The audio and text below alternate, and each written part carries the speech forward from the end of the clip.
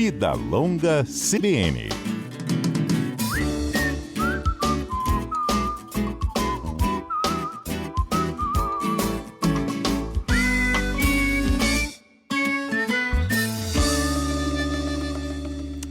Doutor Fernando, bom dia. Bom dia a todos os ouvintes, a todo o pessoal da rádio. Mandar um alô especial para o pessoal de Cariacica, que é onde eu moro. E agradecer pelo convite, pela oportunidade de estar aqui para a gente conversando um pouquinho sobre saúde dos homens. O senhor é papai, doutor? Não, ainda não. Ainda não, mas é filho. Mas sonho em ser. Ai, que bom. Então, a gente não é pai nem mãe, mas a gente é filho, né? Então fica também a preocupação com os nossos pais, certo? Com certeza. Então, doutor, é verdade que os homens se cuidam menos do que as mulheres? Ou isso é mito? Então, com a minha prática como médico, infelizmente eu sou obrigado a concordar com essa afirmação, né? Nas nossas práticas no consultório, ou seja, em hospitais, eu que faço tanto ambulatório, né, que seria o consultório tanto no privado quanto no SUS, né, no público, mas é gritante o número de atendimentos maiores em mulheres do que em homens. E muitas vezes os homens, quando como que eu posso dizer, empurrados, entre aspas, né, ou pela mãe, pela esposa, pelo irmão. Uhum. E isso, já que o senhor tem um contato direto, né, com a população, com a comunidade também, é médico, inclusive, da comunidade, existe algum motivo para isso? As mulheres se preocupam mais porque elas se preocupam mais com a família como um todo, o homem se preocupa mais com o prover a casa e aí deixa a saúde para depois. Existe algum motivo para eles procurarem menos? Então, eu acredito que é mais ou menos por esse caminho que a senhora disse aí, né? Os homens ficam muito estressados e preocupados em prover, e acabam esquecendo um pouco deles. As mulheres, que hoje em dia também provêm, também têm as obrigações, mas naturalmente são mais preocupadas com a saúde delas e de quem está ao entorno, né? Então, assim, o que eu posso dizer? Os homens, habitualmente, não procuram os serviços de saúde. Quando eles procuram, eles são menos aderentes aos tratamentos. Começa, mas não termina. Isso. Então, assim, eles vão menos. E quando vão, eles aderem menos aos tratamentos. Por N motivos, né? Pode parecer até uma bobeira o que eu vou falar, mas muitos homens têm medo de descobrir doenças. Então, eles preferem não saber. Tem até um tom de brincadeirinha que rola em conversas, mas no fundo é verdade. Muitos homens têm medo de descobrir doenças. Então eles preferem não saber que tem. Quando sabem, já está dando muitos sintomas, já são doenças avançadas, né? Outro grupo de homens acha que nunca vai adoecer, entendeu? É como se doenças só afetam outras pessoas, a mim não me afetam. Entendi. Os homens acabam tendo expectativa de vida menor também, por eles estarem ligados vamos dizer, a mais acidentes, a mais crimes. Os homens fazem menos exercício físico, os homens se alimentam pior do que as mulheres de maneira geral, praticam menos exercícios e estão mais expostos a situações de violência. Não é à toa que em todo lugar do mundo a expectativa de vida do homem é menor do que a mulher. No Brasil, os homens estão na casa de 72 anos e as mulheres na casa de 80 anos. Nossa, diferença grande, 8 anos. Isso. E um outro dado interessante é que a cada 5 mortes em pessoas entre 20 e 30 anos, 4 são homens. Muito por causa da violência, né? Entendo. Agora, doutor, quando a gente fala da saúde do homem, muita gente, né, liga logo, por exemplo, ao câncer de próstata, ao câncer de pênis, que é voltado para eles, né, exclusivamente para os homens, mas existem outras doenças que acometem mais os homens do que essas duas e que há um comparativo, inclusive, entre a saúde das mulheres. A gente está falando, por exemplo, de uma diabetes e hipertensão. São as que mais pegam os homens, doutor? Isso. O câncer de próstata é algo importante que a gente tem que falar sobre ele sim também. O grande erro que a gente cai é reduzir o homem a uma próstata, né? Como se o homem fosse só uma próstata, e isso não é verdade, né?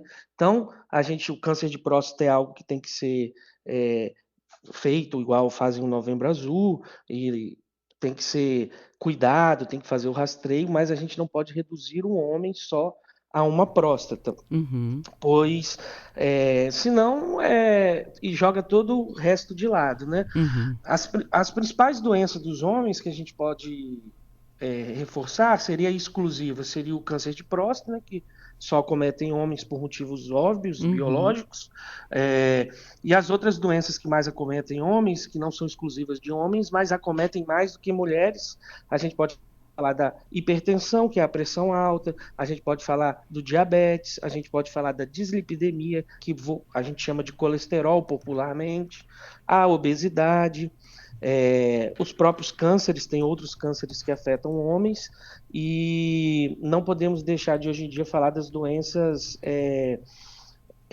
emocionais, né, psiquiátricas, né, da saúde mental. As principais causas de óbito em homens são, além das causas violentas, mortes violentas, né, seriam complicações ligadas a essas doenças que eu falei anteriormente. Então a Uhum. gente vai falar de doenças cardiovasculares, né, infarto, AVC, e de doenças ligadas aos vícios, né, em álcool, tabaco, em drogas, são as principais complicações, causas de óbito entre os homens. E aí cada uma dessas tem a sua importância. Se quiser que eu fale um pouquinho de cada uma, eu posso falar. Por Ou se preferir favor. escolher. Por Então, favor, doutor, porque às vezes a gente pensa na saúde do homem como uma coisa voltada única e exclusivamente para o que ele tem, né, de diferente da mulher. Mas quando a gente uhum, para pensar que, enquanto médico da comunidade, lidando direto com as pessoas, com a população como um todo, a gente percebe que os médicos falam muito nessa questão da hipertensão, da pressão alta, do diabetes, que virou um mal comum da população, por que não dizer mundial também, né, doutor? isso aí, exatamente. A diabetes, o que é diabetes? A diabetes é uma síndrome metabólica que decorre da falta de insulina ou do uso da insulina, ou seja, Uhum, caracterizada pelo alta concentração de açúcar no sangue, que é a hiperglicemia. uhum, É, Quais são os fatores de risco para diabetes, né? A gente pode dizer que os fatores de risco para diabetes seriam alimentação inadequada, sedentarismo, obesidade e vício em álcool, tabaco e cigarro. Mas a gente precisa reforçar seria a questão da alimentação e sedentarismo, sem diminuir a importância dos outros que eu já citei. agora, doutor, só falar algumas questões aí que me trouxeram à saúde mental, porque a impressão que a gente tem é que a população como um todo também anda muito ansiosa. E aí, por essa questão da ansiedade, da preocupação em excesso, acaba indo para o vício, seja o doce demais ou o cigarro demais. Os dois andam atrelados, a diabetes e a saúde mental. A gente pode fazer uma ligação entre as duas coisas?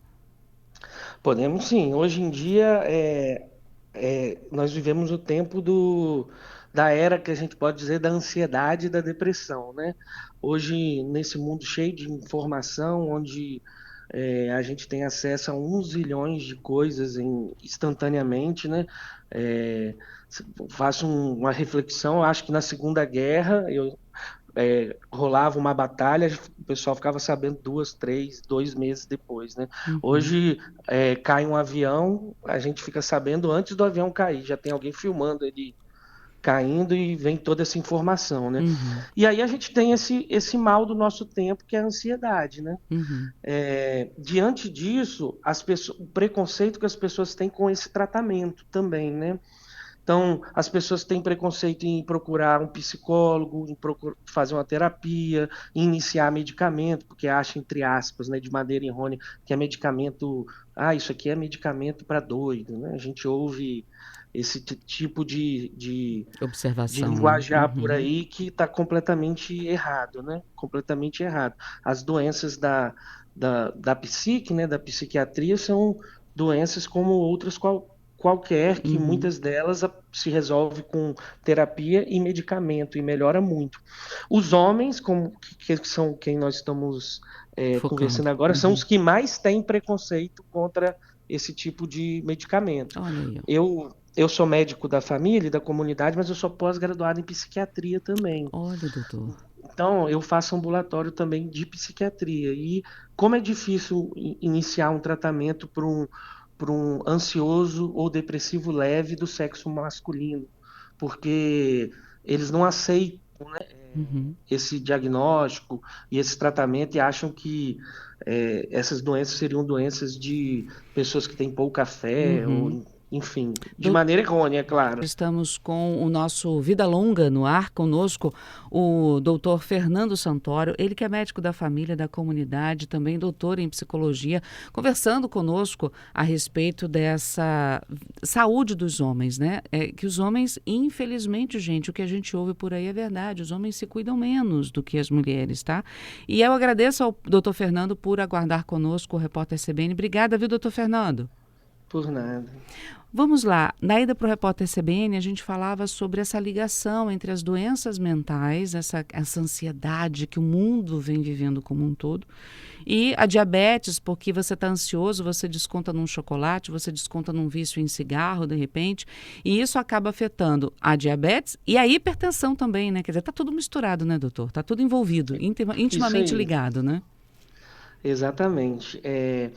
A hipertensão, né, que é a pressão alta popularmente dito, é uma condição em que os níveis pressóricos, né, a pressão no sangue está aumentada, ou seja, faz uma força maior contra a parede dos vasos. O grande problema da hipertensão é que ela comumente não dá sintomas. Então, aí você pensa bem, se tem uma pessoa que já não está predisposta a se cuidar, você diz para ela que ela tem uma doença que não dá sintoma, e só que ela tem que tomar remédio, a primeira coisa que ela pensa é o quê? Eu não vou tomar isso não, porque eu não estou sentindo nada. Uhum. E isso é uma batalha diária de nós médicos nos nossos consultórios. Claro que não só com os homens, mas mais com os homens, né? As mulheres Uhum. tendem a aceitar melhor quando o tratamento é proposto. Existe também aquele pensamento, se eu começar a tomar isso, eu vou tomar isso pro resto da vida? Existe com certeza. Uhum. A pessoa acaba mentalmente criando, e isso não é um problema, isso que eu vou falar agora só dos homens, são de todas as pessoas.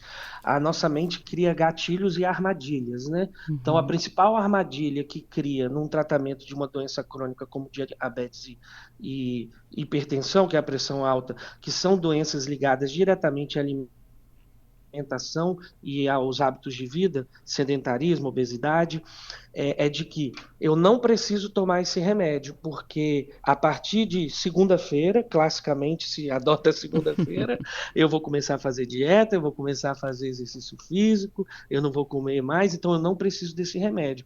E aí a pessoa enrola um mês, enrola um ano, enrola uma década, e aí começa a aparecer as complicações dessas doenças, né? Uhum. Agora, doutor, diabetes e hipertensão é um mal do mundo, afeta mais os homens, como o senhor já citou, mas vamos falar um pouquinho sobre outras doenças e principalmente sobre os cânceres, porque a gente tem exemplos de homens que procuram tardiamente o médico quando sentem algum tipo de problema na próstata, por exemplo. E aí já percebem que vão tarde demais e já são diagnosticados, muitas vezes com câncer, né, de forma avançada, até com metástase, né? E aí é complicado também, né? Vamos falar um pouquinho sobre esse lado, porque também Isso. tem um preconceito em relação a isso. Com certeza. Os cânceres que mais afetam os homens, com certeza, são de pele, próstata e os do aparelho pulmonar. Uhum. O que mais acomete é o de próstata junto com o de pele. E o que mais mata é o de pulmão. É, o de- o de- o- a gente tem um dado do INCA, né, que é o Instituto Nacional de Câncer, de que nós temos 50 novos casos de câncer de próstata anualmente no Brasil. Infelizmente, se especula que 40% sejam tardios, ou seja, já são a doença na sua forma mais avançada, o que é uma grande pena, porque o diagnóstico precoce no câncer de próstata gera um prognóstico muito bom, ou seja, a pessoa na grande maioria das vezes vai fazer tratamento menos agressivo, com um resultado melhor e sem deixar sequelas. Mas para ter esse tratamento é preciso que a gente crie um hábito na comunidade masculina de cuidado, de prevenção. Por isso a importância do Novembro Azul, que vem para Uhum, essa conscientização, mas lembrando que não é só novembro, é todo mês, os 12 uhum. meses. É verdade. E um questionamento que a gente, inclusive a gente já recebeu esse questionamento aqui dos nossos ouvintes que participam conosco, pediram para não ser identificados, a gente não vai falar o nome deles aqui, mas poxa, mas a medicina está tão avançada, ainda só tem um meio, uma forma de saber se existe um câncer de próstata ou não, não tem uma forma menos invasiva para se saber isso? Então, como que a gente faz o diagnóstico de câncer de próstata, né? É, Existem aqueles pacientes que já estão dando sintomas, que quais seriam esses sintomas, né?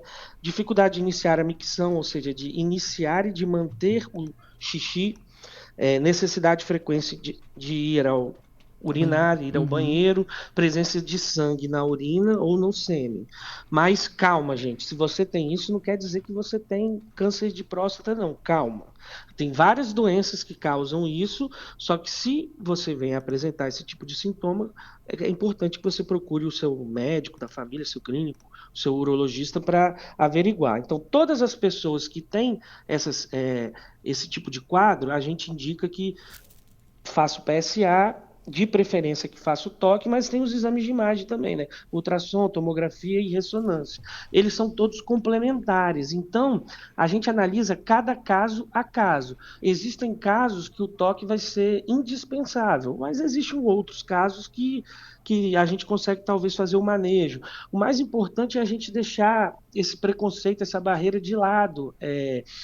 Você, Patrícia, que é mulher, sabe bem, a mulher faz preventivo, faz Uhum. outros tipos de exames que são muito mais invasivos que esse, inclusive. O toque não dura 10 segundos. Então Nossa, a a gente. mamografia dura muito mais, o preventivo dura muito mais do que isso. E isso é muito pior, assim, vamos dizer, para o nível de invasão à mulher. Uhum, Mas as mulheres sabem que tem que fazer. Porque se elas não fizerem, como que elas vão detectar as doenças, os cânceres delas, né? uhum. Então, eu acho que o mais importante é a gente entender que a gente precisa fazer esse acompanhamento médico. Aí cada caso é um caso. Por Uhum. exemplo, o rastreio, o Ministério da Saúde preconiza de que 40 anos, todos os homens com mais de 40 anos, com fatores de risco ou 45 anos, devem ir no seu médico. Qual forma ele vai usar, aí é individual para cada paciente. Mas, com certeza, o médico vai lançar a mão da melhor forma possível para evitar que você venha a ter, ou caso tenha essa doença, seja de maneira precoce, faça o tratamento e continue sua vida para ver seus netos, seus filhos. A gente tem casos de pessoas famosas aí que infelizmente vieram a óbito porque se recusam a fazer o exame Uhum. ou se recusam a ir no médico, né? Que é uma grande besteira, né, no mundo de hoje, né? Rapidamente aqui, doutor, câncer de pênis é muito comum? Vem aumentando? Então, o câncer de pênis ele é bem menos que a próstata, mas Uhum, ele vem, não são muitos casos, mas eles têm aumentado, eles estão muito ligados à higiene do homem, né? Então a uhum. gente pede para todo mundo ter cuidado com a sua higiene, que previne muitas doenças, essa é uma delas, né? Eu queria falar um pouquinho, a gente falou tanto de doença, Uhum.